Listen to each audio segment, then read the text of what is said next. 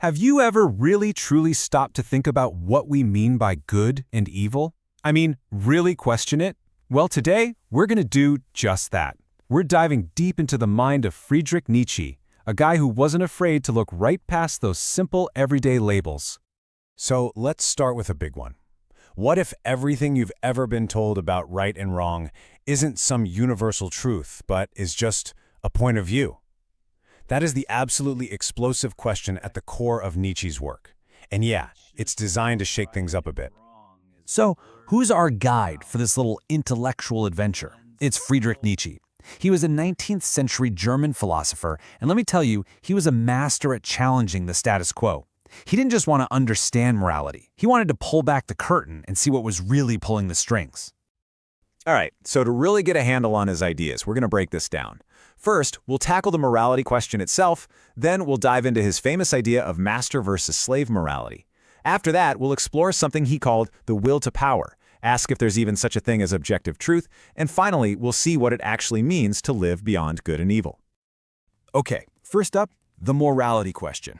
See, for Nietzsche, that moral compass you feel inside you, it's not some factory-installed feature. He argued it's basically programmed into us by society. We believe what we're taught to believe, and we rarely stop to ask, wait, why? And you know, a huge part of his mission was basically calling out other thinkers of his day. He saw these philosophers just accepting traditional morality like it was the weather, an absolute, unchangeable fact. But for Nietzsche, that was a non-starter. He believed that to really understand anything, you first have to be willing to take it apart. So if morality isn't this universal code, then what in the world is it? Well, Nietzsche dropped a bombshell of an idea. He said morality is really all about power. And this brings us to one of his most fascinating concepts, master versus slave morality. So what does that even mean? Well, think of it like two competing systems. On one hand, you've got the masters, the powerful, the nobles. They look at themselves, at their strength, their pride, their power, and they say, this is what's good. It's an assertive morality. But then you have the slaves, the oppressed. They can't win by the master's rules, so they do something really clever. They flip the script. They take their own qualities, humility, patience, empathy, and they call those things good. Their morality is a reaction against the powerful. And this really gets to the core of it. For Nietzsche, morality isn't some beautiful divine truth. No, it's a battleground. It's a constant tug of war between different groups, all trying to make their version of the rules stick. Okay, this all leads to a really interesting question. If morality is just one of the weapons in a power struggle, what's fueling the struggle itself? What's the one fundamental thing that drives us all to act? Well, Nietzsche thinks he knows the answer. And that answer is something he called the will to power. This idea is an absolute cornerstone of his whole philosophy. It's the belief that deep down, the main thing motivating all of us is a fundamental desire for power. So, what is the will to power really? It's that basic internal drive that every living thing has. The drive to assert itself, to expand its influence, to grow, and to overcome whatever's in its way. You could say it's the engine that just keeps us going. Now, this is really, really important. When Nietzsche says power, he is not talking about dominating other people or some kind of political oppression. Not at all. He's talking about power over yourself. The power of self-creation. It's about overcoming your own limitations, your own weaknesses. It's that internal drive to become more than you are right now. And here's where it all snaps back together.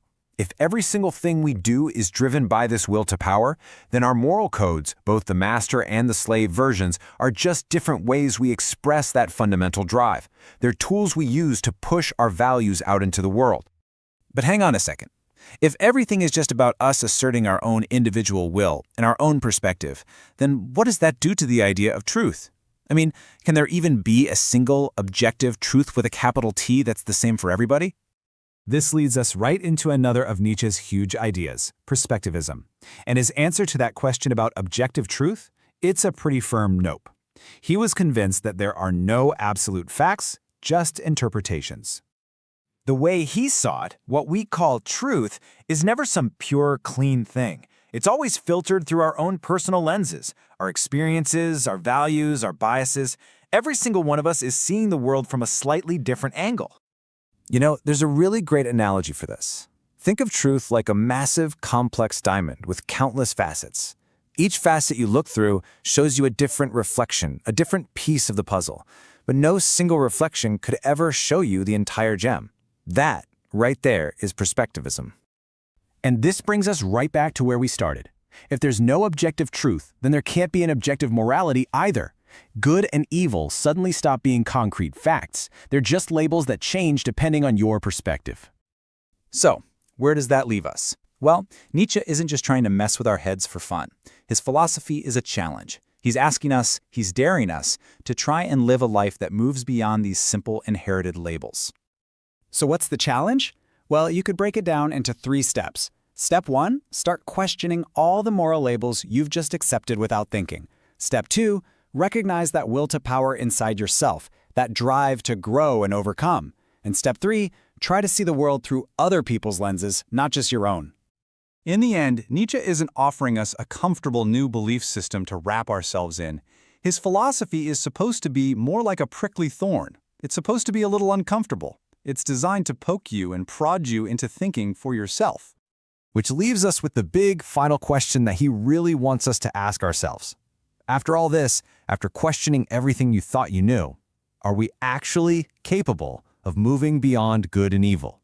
That's a question he doesn't answer for us. He leaves it for you to figure out.